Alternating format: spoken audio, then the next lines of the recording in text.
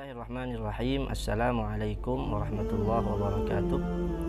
Alhamdulillah wassalatu wassalamu ala sayyidina Rasulillah Muhammad ibn Abdillah wa la hawla wa la quwwata illa billah, amma ba'd. Subhanaka la ilma lana illa ma 'allamtana innaka antal alimul hakim. Rabbi shrah li sadri wa yassir li amri wahlul 'uqdatam min lisani yafqahu qawli bi jahin nabiyil alim.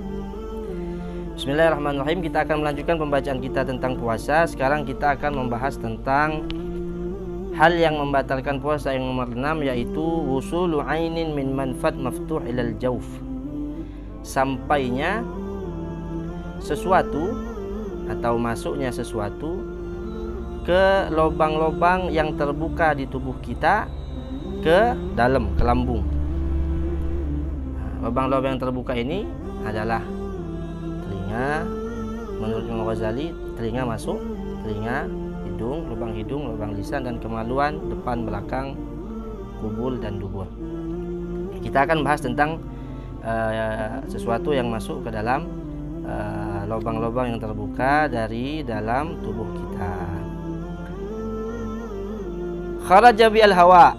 Maka kalau yang masuk itu bukan ain, bukan sesuatu yang tampak seperti angin, maka itu tidak membatalkan. Masuk angin ke lubang-lubang di tubuh kita ini itu tidak membatalkan. Atau hanya bau saja, bau makanan, bau yang enak-enak, bau yang sedap-sedap, yang enggak membatalkan puasa. Kenapa? Karena angin itu bukan ain, bukan sesuatu yang tampak. Kemudian manfat maftuh. Manfat maftuh ini adalah lubang-lubang atau rongga-rongga yang ada di tubuh kita yang terbuka. Maka kalau yang tidak terbuka ya tidak batal. Seperti ini pori-pori, masuk air dari pori-pori, enggak batal.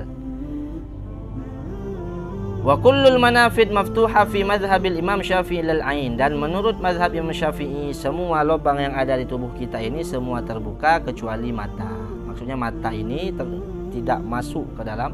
Jika ada sesuatu masuk lewat mata, itu enggak sampai masuk ke dalam lambung. Tapi jika lewat semuanya selain mata, maka itu bisa membatalkan puasa.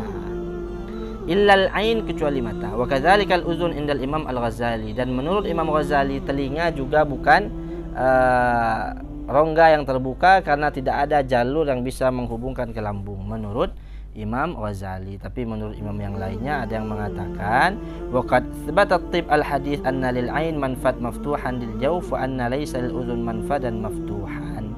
Dan menurut penelitian penemuan kedokteran yang terbaru mengatakan bahwasanya mata ini bisa menghubungkan, mata ini bisa terhubung ke lambung, sedangkan telinga tidak. Tapi menurut Imam Ghazali telinga termasuk tidak termasuk lubang yang bisa menyambung ke lambung, sehingga jika ada sesuatu masuk ke telinga menurut Imam Ghazali tidak membatalkan puasa. Kita langsung saja ke masalahnya. Masail fi wusulil ain ilal jauf.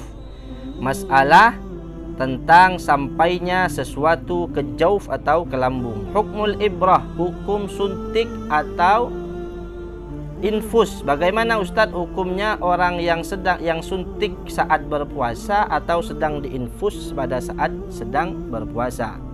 Tajuzu lid darurah, boleh hukumnya menyuntikkan sesuatu kalau darurat. Sedang berpuasa harus disuntik, darurat, maka hukumnya boleh.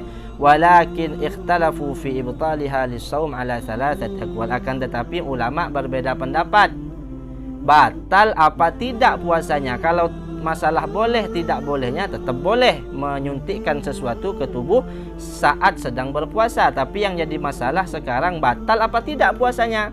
Ada 3 pendapat ulama yang tentang hukum ini. Yang pertama apa? Yang pertama, fa fi qaulin innaha tubtil mutlaqan li'annaha wasalat ilal jauf. Pendapat yang pertama mengatakan orang yang melakukan suntik pada siang hari bulan Ramadan hukumnya batal secara mutlak, tidak ada khilaf. Kenapa? Karena sesuatu yang disuntikkan itu sampai ke lambung atau ke perut kita, masuk ke dalam tempat makanan kita. Itu pendapat ulama yang pertama. Pendapat ulama yang kedua adalah fa fi qaulin innaha la tubtil mutlaqan li'annaha wasalat ilal jauf min ghairi manfat maftuh. Menurut pendapat ulama yang kedua, tidak batal secara mutlak, tidak batal. Kenapa tidak batal? Karena dia masuknya bukan lewat rongga-rongga tubuh yang terbuka, yaitu bukan lewat mulut, bukan lewat hidung, bukan lewat telinga, dan bukan lewat kemaluan depan belakang. Jadi kata ulama yang kedua, pendapatnya tidak membatalkan puasa.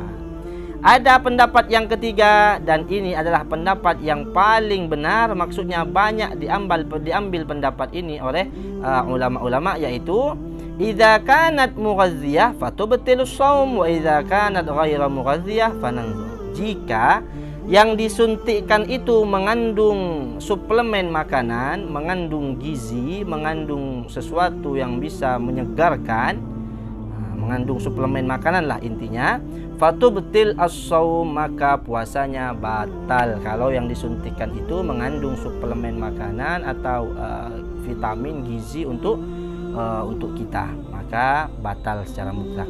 Wa idza kanat ghairu mughadziyah fananzur. Kalau seandainya yang disuntikkan itu tidak ada hubungannya dengan makanan, tidak ada bukan suplemen makanan, bukan gizi, bukan vitamin, bagaimana? Maka fananzur, maka kita lihat. Idza kana fil uruq al mujawwafa wa hiya al awridah fatabtul.